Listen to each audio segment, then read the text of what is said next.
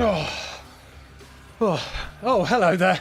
Sorry if I look a little bit dishevelled. I've just spent the last couple of days struggling to survive in a radioactive wasteland. And no, before anyone says anything smart, I'm not talking about my weekly visits to Team Eurogamer's HQ.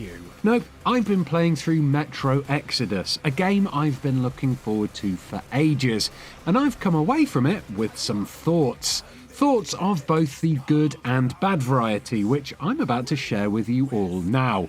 Oh, and before I get started, there are no story spoilers in these thoughts, so if you were worried about that, worry no more. Artyom, jump!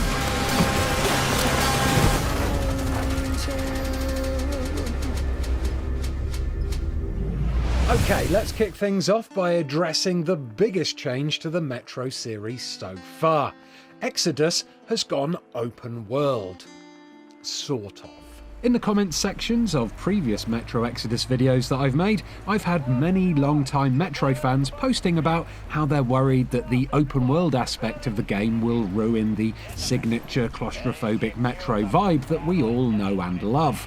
Both Metro 2033 and Metro Last Light were strictly linear affairs, with set routes through the game punctuated by heart-pounding stealth missions, action-packed set pieces, and the occasional super immersive narrative section. You see, the Metro games aren't just about shooting radioactive mutants in their stupid, scary faces or hiding in the dark wiping bandit brains off your gas mask. Oh no. What people really loved about the series was the strength of its world building. There are lengthy sections in both previous Metro titles where no action takes place at all.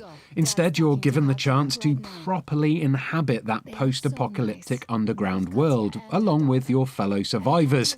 In these places, you could spend hours absorbing the lore of the world by slowly exploring the Metro, listening to NPC dialogue, and reading discarded notes and logbooks. Making the game open world risks all of that, people argued. They didn't want a fully action-packed Far Cry-inspired Metro game. They've got the Far Cry series for that kind of silly stuff, thank you very much. Well, Metro friends, do I have some good news for you, because it turns out the whole game isn't open world after all. You'll be happy to know that while there are 3 sizable open world levels, they are bookended by multiple classic Metro levels that deliver everything you've grown to expect from a Metro game. Want to spend ages slowly poking around a cobbled-together settlement, picking up info by chatting to the locals? Check. Want to squeeze your way through tight Metro tunnels while the distant roar of approaching mutants rumbles in the background? Check. Want to fight your way through heavily armed bandits towards a clear objective? Check, check, check, check. Yes, Exodus has introduced some open world levels, but what's important is that the core Metro experience is still very much present and correct. Exodus still feels like a Metro game. It not only sits perfectly alongside the previous 2 games, but it's also a positive evolution for the series.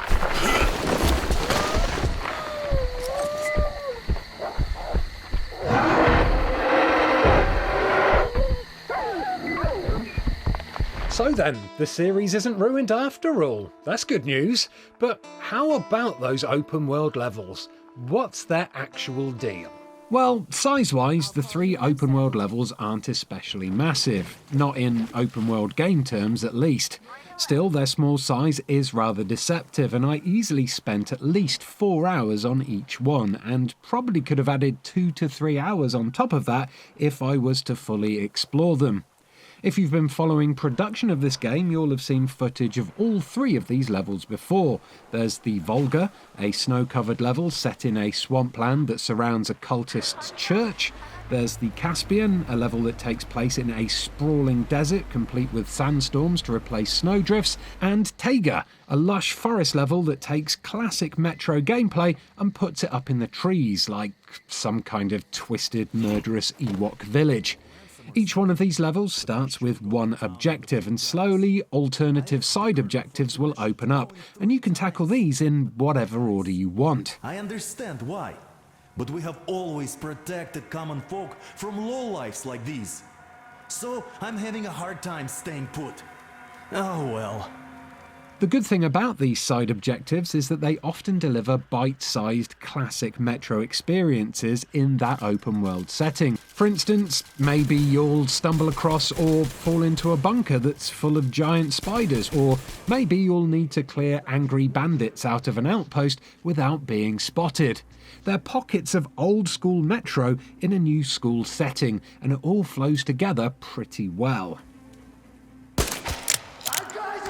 One of the best things about these open world sections was the sense of exploration they offered. Each one felt like I was playing a tiny, bite-sized stalker game, and being able to search these survival sandboxes gave me a really cool sense of freedom that I've never felt in any other Metro game. You could probably muscle your way through to the finish line of each open world level pretty quickly, just by ignoring the side missions and going guns blazing. But I love to roleplay my Metro experiences.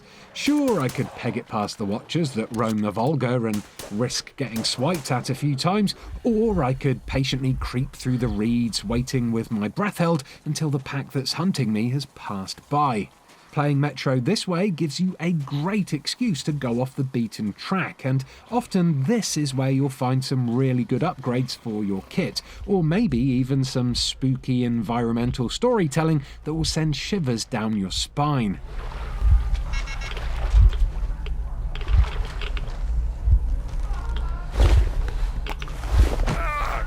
And that's the thing, there's still loads of story to soak up in these open levels. You've just got to look a bit harder to find it. One of my absolute favourite things about exploring the sandbox levels in Metro Exodus was the game's day-night cycle. It meant I could choose whether I wanted to attack a base in the daytime to avoid any spooky poop monsters that might only come out at night, or attack it under the cover of darkness so I could take out bandits like some kind of Russian Batman. The choice was with me at all times.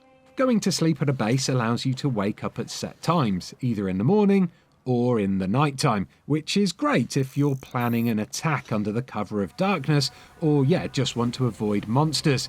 But as you explore, time in the game world moves forward, and there's something really cool about approaching a base in the low light of the evening, reconning the area as it gets dark, and then hitting your mission in the pitch black.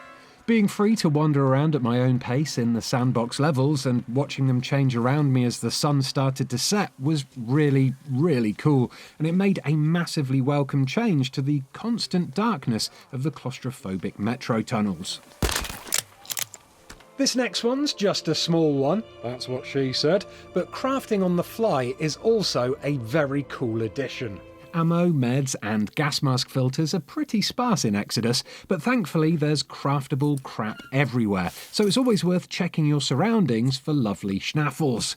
Once you've got a bunch of components in your pockets, you can open up your backpack at any location you want and use it to craft basic items like health, filters, ball-bearing ammo for your guns, and you can even swap out and add attachments to your guns. Not only does this make it feel like you have a bit more impact on the way the game plays out, but it also adds an extra tactical element to the proceedings. Getting battered in a fight? Retreat, craft some meds, and attack from a different angle. Want to go stealthy? Pull out your crossbow, craft a few bolts, bingo bango, silent kills aplenty. But it's not all good times, I'm sorry to say. There were moments when Metro Exodus was a real mudak. And I think that was a Russian swear word, but don't Google it, it's very rude. Right off the bat, Metro Exodus feels old. It may look very pretty, but gameplay-wise, it's rather creaky, and it feels like behind the scenes, nothing has really progressed since the first game released back in 2010. Artyom's movement is janky and cumbersome, which leads to many frustrating moments of getting caught on scenery. The enemy AI is rudimentary at best, which makes shootouts a bit dull, and they'll often glitch through walls when you kill them. NPCs sometimes spawn weirdly too, and in one frustrating boss fight, I was hit so hard that I fell through the map and died. I know the game is set in the post-apocalypse, but that's just an excuse for the scenery to look scruffy.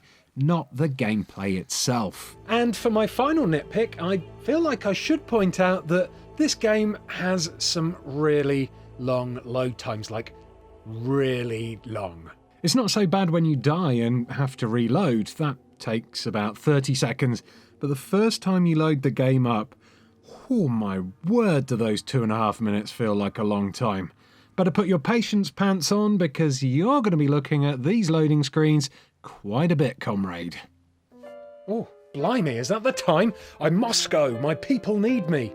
Get it? Moscow? Must go? Moscow, like in Russia? No? Oh, never mind. Look, if you enjoyed this video and you found it helpful, do give it a like. Do subscribe to Eurogamer for plenty more videos daily about video games. And do let me know in the comments below what you thought of Metro Exodus when you finally get around to playing it. Now, I'm just going to sit here for 20 seconds or so while you choose one of these lovely videos to pick. Will it be one of those over there? Or will it be one of those over there? Maybe you could use your time to subscribe to the YouTube channel. I don't know. You should probably pick that one. It's good on, isn't it? Yeah. Russians.